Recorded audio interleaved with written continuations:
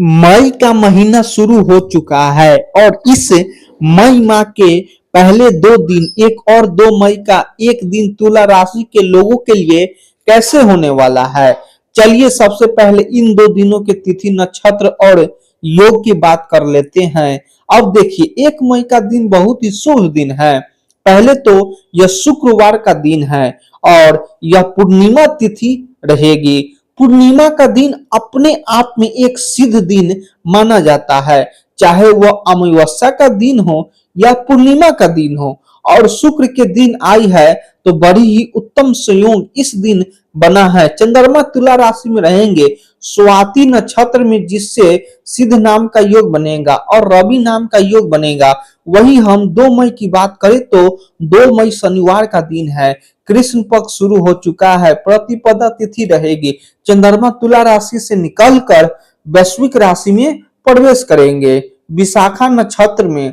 इससे जो योग बनेंगे वह एक तो व्यक्तिपात योग रहेगा, दूसरा त्रिपुष्कार नामक योग रहेगा। इस दिन बनने वाला है। अब इन योगों का प्रभाव कैसे इन 2 दिनों को प्रभावित करेगा, क्या चीज है आपके लिए अच्छी रहेगी, किन चीजों में आपको सावधानी रखनी होगी, चलिए विस्तार से जान लेते हैं।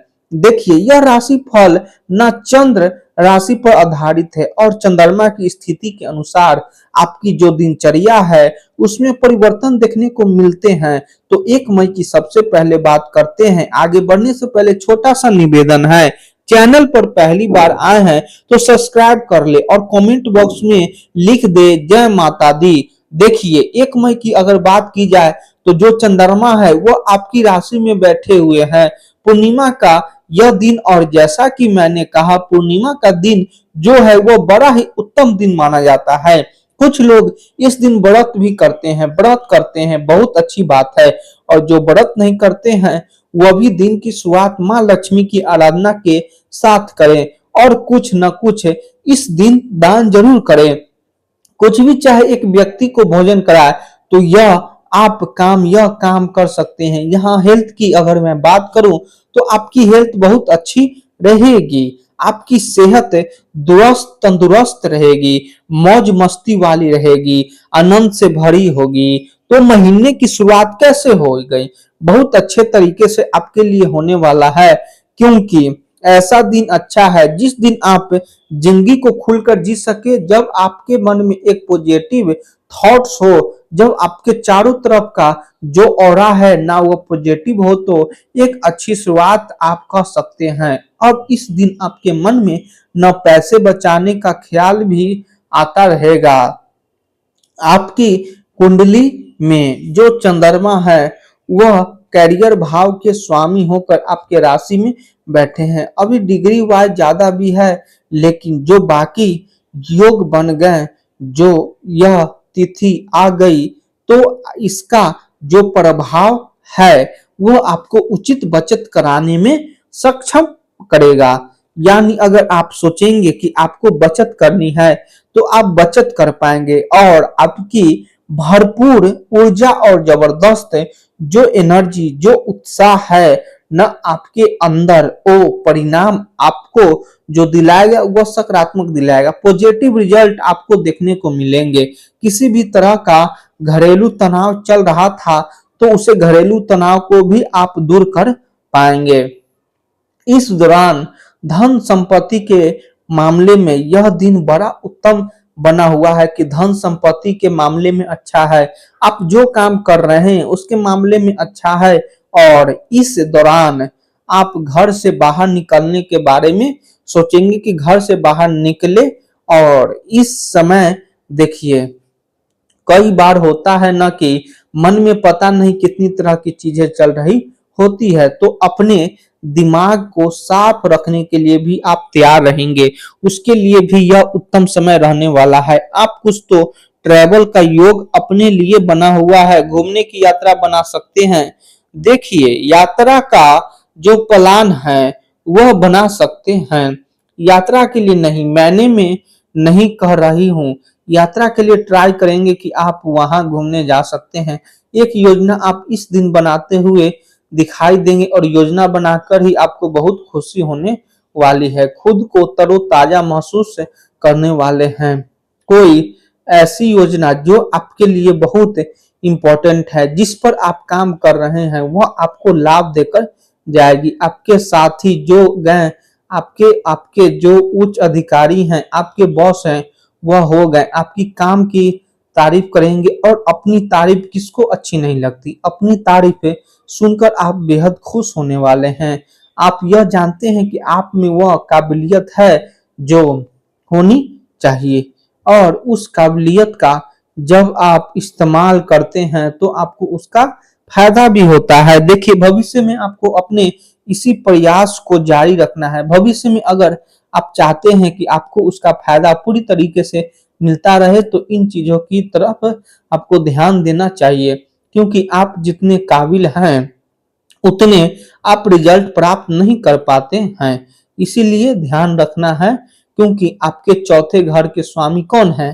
करियर भाव के दबे घर के 10वें घर के स्वामी कौन है? चंद्रमा है। और चंद्रमा, अगर चंद्रमा कुंडली में बहुत अच्छे हो न, तो वो सारे प्लेनेट्स को देख लेना।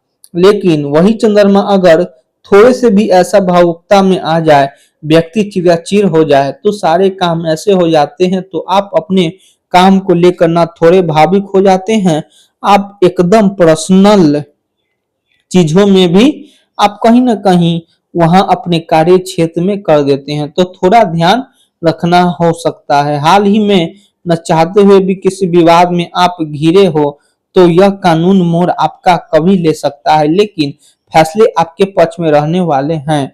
इसके अलावा अब हम बात करते हैं 2 मई के बारे में।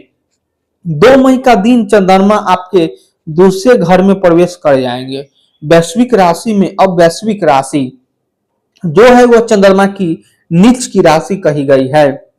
नीच की राशि में चंद्रमा रहेंगे। दूसरे भाव में जो इनकी दृष्टि रहेगी वो अष्टम भाव पर रहेगी।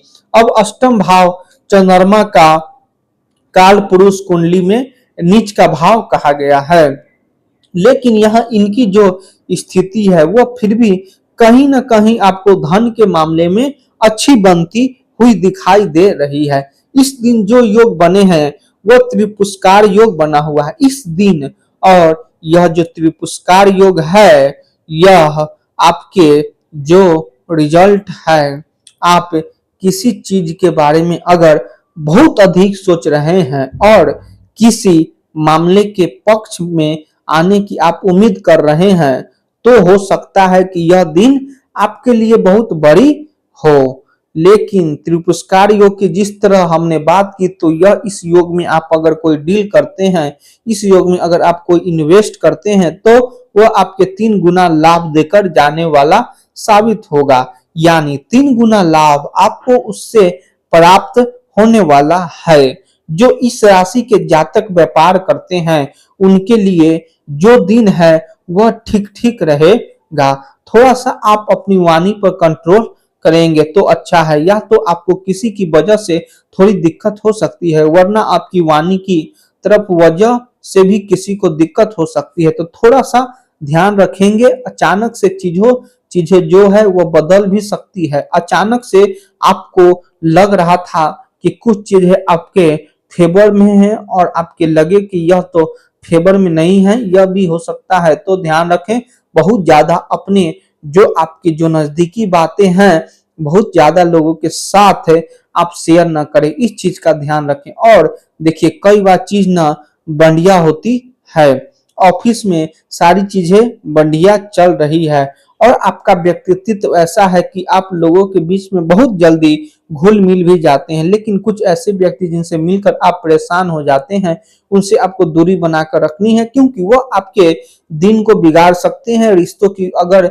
मैं बात करूं तो पारिवारिक जीवन के मामले में दोनों ही दिन अच्छे बने हुए हैं, और वैवाहिक जीवन की अगर बात करें तो वैवाहिक जीवन थोड़ा बहुत तनाव पहले दिन देखने को मिलेगा। दूसरे दिन आपको तनाव की स्थितियां में बदलाव होता दिखेगा। और प्रेम जीवन के मामले में देखा जाए तो प्रेम जीवन के मामले में भी कहूंगी यह दिन काफी अच्छा बना हुआ है।